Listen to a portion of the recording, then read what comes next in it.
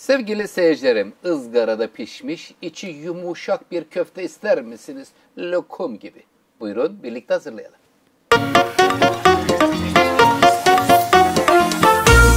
Kıymetli seyircilerim, lezzetli bir köftenin detaylarıyla inşallah yapımını sizlerle paylaşacağım. Burada 750 gram 2 sefer çekilmiş dana kıymamız var. 2 tane soğan, 2 diş sarımsak.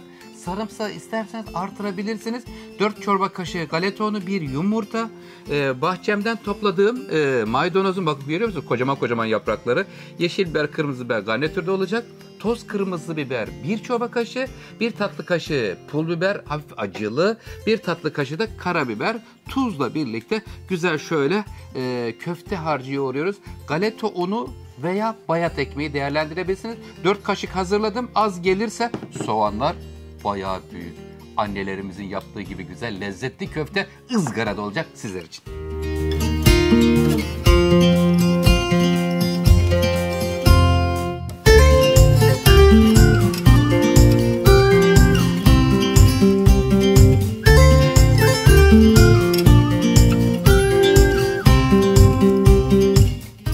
Sevgili seyircilerim, şimdi köftemizde detaylarıyla inşallah sizlerle paylaşmaya çalışacağım. 750 gram 2 çekilmiş kıymamız var.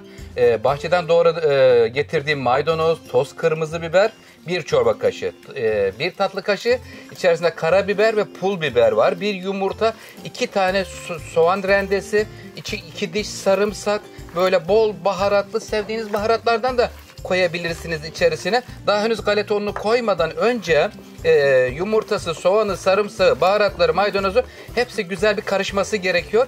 Lezzetli bir ızgara köfte tarifi paylaşmaya çalışacağım sizler için kıymetli seyircilerim. Galeta unu veya bayat ekmek, her ikisi de olur. Bayat ekmek kullanırsanız ıslatıp suyunu sıkmanız gerekiyor. Bakın şimdi bir rengi görelim bakın. Görüyor musunuz?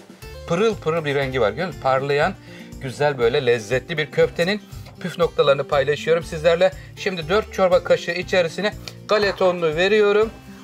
Kıymetli seyircilerim, yoğurduktan sonra bir 5 dakika bekleteceğim. Şeklini verdikten sonra da bir 10-15 dakika bekletelim. Baharatları ile güzel bütünleşsin köftemiz. Izgara köfte Oktay Usta'dan sizler için geliyor.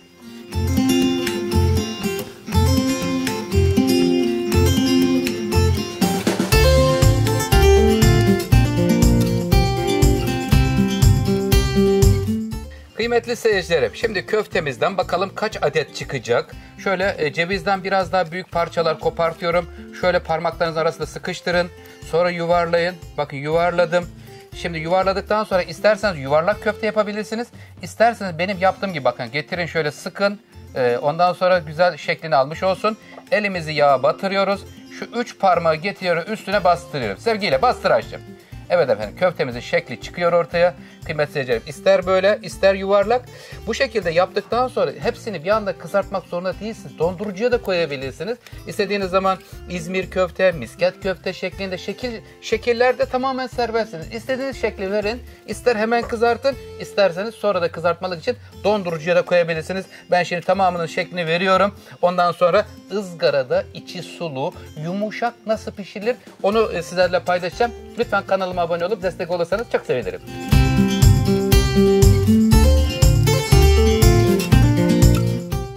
Köftelerimiz yarım saat dolapta dinlendi. Bir güzel koku geliyor. Rabbimize hamdü senalar olsun. Güzel lezzetler inşallah sizin de sofranızda yer alacak kıymetli seyircilerim. Bir tane lavaşı şöyle bir kızarttım bakın o sevgiyle. Servis edeceğimiz tabağın zeminine. Şöyle normalde bu pasta aparatı ama düzgün şöyle güzel duracağı için böyle lavaşı kızarttım. Orta ateşte köftelerimizi pişiriyoruz.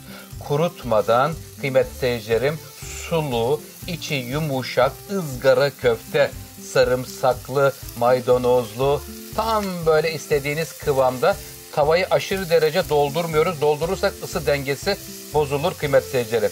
Alt üst çevire çevire köfteleri sevgiyle pişiriyoruz. Lütfen kanalıma abone olup destek olursanız çok mutlu olurum. Sizleri çok seviyorum. Buyurun, lezzetle baş başa bırakıyorum.